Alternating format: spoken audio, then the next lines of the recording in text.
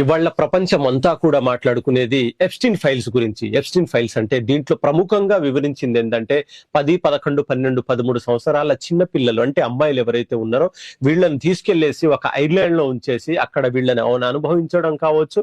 And దాని తర్వాత ఈ పిల్లల్ని చంపేసి వాళ్ళ పార్ట్లని కాల్చుకొని తింటున్నారు. అది కూడా ప్రపంచంలో ఉన్నటువంటి ప్రముఖమైన వ్యక్తులు అని చెప్పేసి మాట్లాడుకోవచ్చు.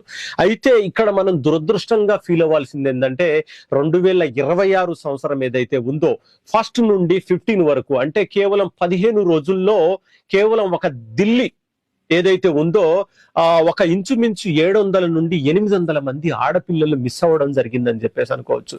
మరి ఆ సంఘటనకి దీనికి ఏదైనా దగ్గరి సంబంధం ఉందా అని చెప్పేసి ఇక్కడ మనం ఆలోచించుకోవచ్చు.